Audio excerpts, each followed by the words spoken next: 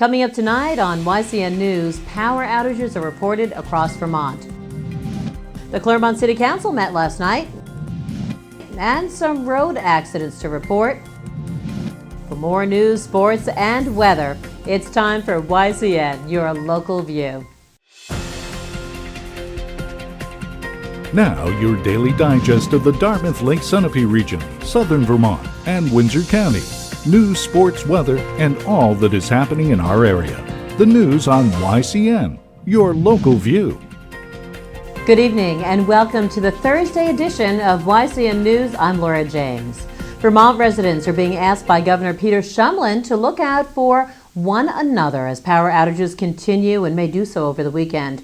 Tuesday's wet weather and heavy snow led to blackouts, and as of this morning, 30,000 people are in homes without electricity. That's down, though, from the high of 90,000 residences without power at the storm's height. More snow is expected to fall across the region this evening.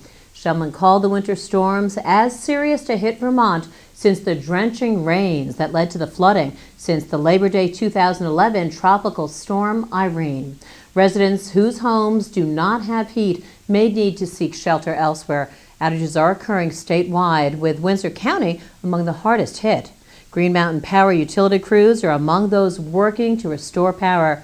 GMP CEO Mary Powell says safety remains the company's priority. Safety for the residents and workers. Everyone is reminded to stay clear of any downed power lines. Well, it's taking longer to demolish a Pleasant Street building on the verge of collapse than Clermont City officials had hoped or perhaps expected. The building, once a grain storage barn near railroad lines many years ago, is located at 157 Pleasant Street, not far from the city's downtown. City Finance Director Mary Walter told city councilors yesterday night that the first bids received to raise the building were over the city's budget. In the second round of bids, the cost came down, with one at $78,000 and the other in the $50,000 range. Walter says there's about $50,000 in a city account to pay for tearing down the vacant building. No contract has yet been awarded to bring down the building owned by a Florida couple. And on that note, councilors discussed problems incurred by the city regarding vacant, crumbling buildings owned by out-of-state residents. Court costs, demolition bids, all add to the mix of what any municipality must do when a building is left to rot for any reason. The grandfathering that allows some business or residential properties to skirt updated fire and building safety codes can lead to more problems for a town or city. Valley Regional Hospital CEO Peter Wright gave an example of that issue to Clermont City councilors. Now, a nurse who works for one of the hospital's home care provider services fell down a flight of stairs after a visit to check on an infant. Because the building had been grandfathered or waived of its compliance to current safety codes, a landing at the top of the stairs before the nurse's descent was missing. The nurse required medical care, including rest. Wright says the grandfathering issue is relevant not only to Clermont, but throughout Sullivan County. This could be a topic for further discussion by the council. An on-duty Vermont state trooper received minor injuries after his cruiser was hit by another car yesterday morning in Windsor. 45-year-old Corporal Michael Sorensen was wearing a seatbelt while sitting parked in a 2001 Ford Crown Victoria around 8:40 a.m. Wednesday. Sorensen's cruiser had its blue flashing lights on, providing warning for a crash ahead. The cruiser was in the emergency parking lane on I-91 southbound near Windsor. At the same time, a 2008 Nissan White Altima, driven by 26-year-old Alexander Schramm of White River Junction, Vermont, tried to react to the changing of lanes by another car in front of him. Schramm also was wearing a seatbelt, and the car in the roadway's right lane moved to the left lane to get out of the way of the crash ahead. The crash signaled by the cruiser's blue lights. Schramm tried to adjust to make way for the other car changing lanes. He couldn't slow down, and the Altima barreled into the guardrail, then into the police cruiser. The cruiser's rear was hit. Schramm's car spun around and hit the cruiser's driver's side. At the same time of the crash, there was light rain. The right lane was wet and the left lane was partially covered with ice, say police. There is moderate damage to the rear of the cruiser and the Altima, plus the Altima's front side. Windsor ambulance took Corporal Sorensen to Mount Scottney Hospital for a complaint of minor back pain. Police issued Schramm a complaint for causing the crash. Working with state police at this crash were Wethersfield Police and Windsor Fire and Ambulance. At least the glass bottles and boxes in an overturned truck yesterday night were not filled with the maple syrup they were meant to contain. There were no reports of injuries, say police, in an accident on I-91 just north of Brattleboro shortly before 10:30 p.m. Enfield, New Hampshire resident 30-year-old Matthew Howard drove a white 2014 International tractor trailer on snowy and wet roads and in freezing rain when the truck overturned in the road's median. Howard was wearing a seatbelt. He steered the truck ahead, trying to pass another vehicle when the accident happened, police say. The crash broke the tractor trailer apart, spilling out the 19,000 boxes filled with the empty glass bottles. Another tractor trailer was called so that all the bottles could be transferred to a new vehicle. That location of I-91 was cleared and reopened for traffic around 9:30 a.m. today, according to police. When YCN News returns, we'll bring you more news. The YCN News continues in a moment. Welcome back to YCN News. I'm Laura James. And in political news, Vermont Democrat and Dean of the state's congressional delegation, Patrick Leahy, says one goal of his has been realized. That's lifting the amount of money that can be paid out to crime victims. Money to compensate for crimes committed against a person and their families will now triple, as the Crime Victims Fund has been tripled by another person.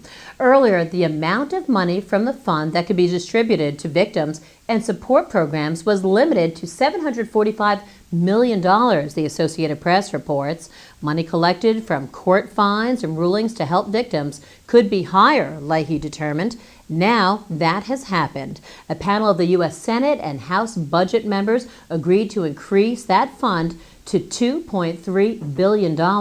The AP reports 2 Vermont programs that benefit from the Victims Fund include the Vermont Center for Crime Victims and the Vermont Network Against Domestic and Sexual Violence.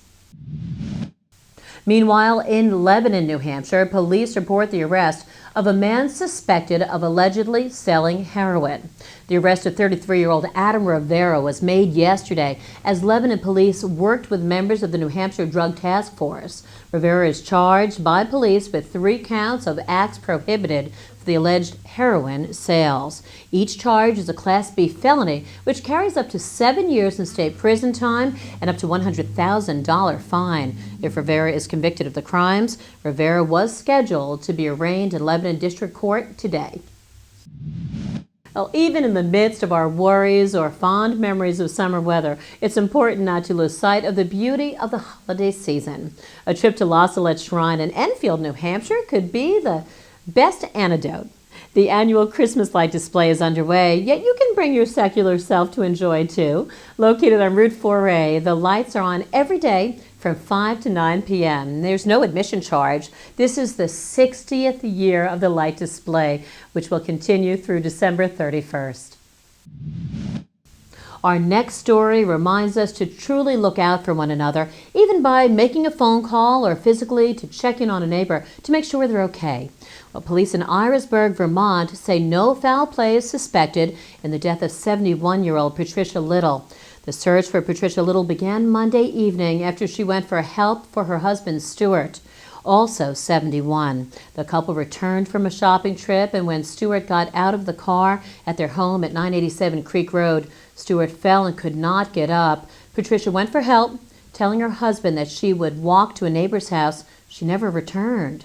After some waiting time on the ground, Stuart crawled indoors yet could not reach the telephone, police report. Vermont State Police were called to the Littles' home yesterday around 1 p.m. afternoon by a family member who stopped in to check on the Littles. That person found Stuart in need of medical help and could not find Patricia. Troopers searched the home and immediate area outside with no luck. A police search and rescue team with a canine officer was called as the search intensified. The police dog found Patricia's body outside at about 6:15 p.m. yesterday in a field between their home and a neighbor's. Foul play is not suspected, police say. An autopsy is pending. When YCN News returns, we'll join Kearsarge Chronicles' Lynn Solomon. The YCN News continues in a moment. Welcome back to YCN News. I'm Laura James. Let's turn to Matt McDonald now for a look at weather and sports. Thanks, Laura. Tonight will be cloudy with a low around 24.